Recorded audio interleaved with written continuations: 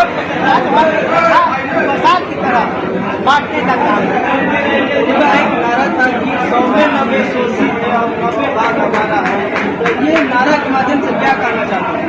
वो तो सब समझ रहा है कि 100 में 90 शोषित है, 90 भाग हमारा है, मतलब 90% की आबादी जो है पिछड़ा दलित महादलित अल्पसंख्यक की आबादी जो है वो आबादी 90% की है और वोट हमारा राष्ट्र हमारा नहीं चलेगा, यही संदेश देना चाहिए। पहली पीढ़ी मारी जाएगी, दूसरी पीढ़ी जेल जाएगी और तीसरी पीढ़ी राज करेगी, इस नारे को लेकर आपको क्या पता?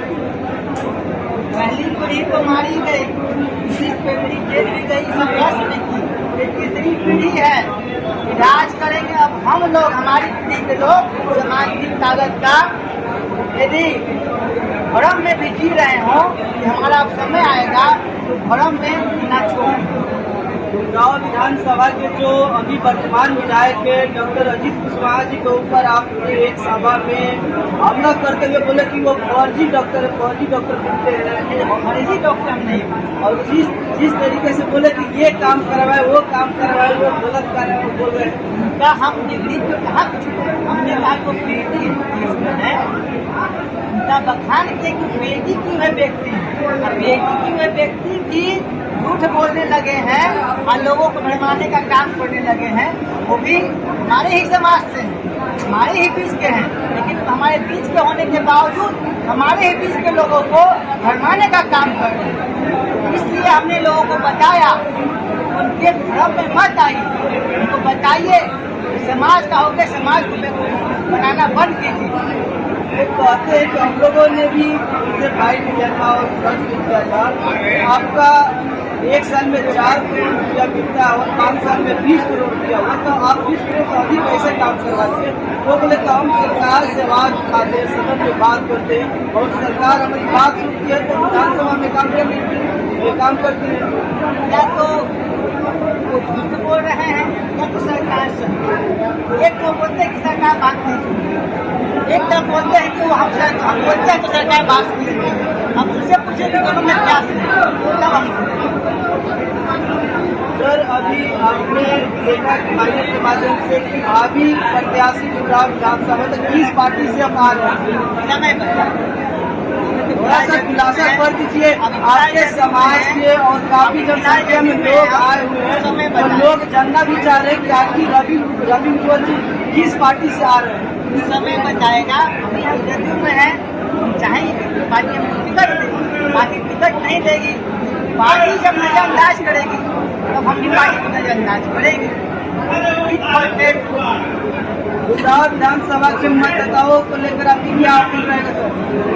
यही अपील रहेगा यहाँ के जो भी हमारे भाई बहन माता जितने लोग हैं सबको इस बार सोच समझ के इस बार को वोट दे।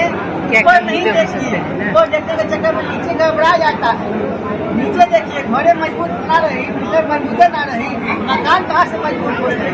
यही खातिर सभी समाज के लोग से कहना बा जड़ मजबूत करी, जड़ मजबूत हो जाई मकान ऑटोमेटिक मजबूत। सर आपके समाज के लोग कई भागों में बढ़ जाते हैं, इस बार नहीं बढ़े।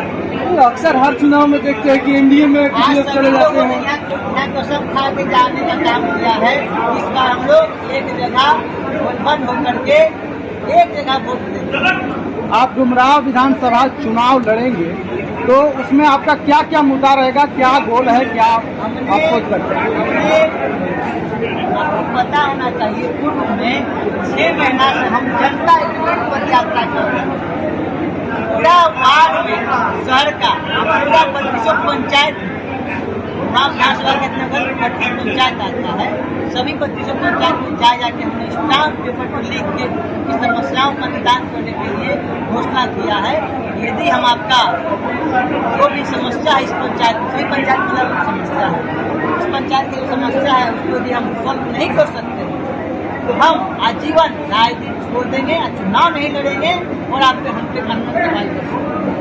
सर उस समय चुनाव जीतने के बाद आप भी कह दीजिएगा जिस तरीके से भाजपा ने बोला कि ये चुनावी जुमला था, तो ठीक उसी तरीके से कहीं न कहीं आप भी कह देते साहब हमने अभी कहा कि हमने स्टाम्प पे लिख के दिया है। तो स्टाम्प पे लिख के देने का मतलब क्या होता है आप बताइए। वादा नहीं कर रहे हैं, लिखित के स्टाम्प किसी भी नेता हिम्मत हो स्टाम्प पे लिख के दे, तब हम जान जाएंगे तो काम करेगा कि नहीं। करप्शन को खत्म करने के लिए आप क्या सोचे? क्या करप्शन को मिटाने के लिए क्या कदम रहेगा?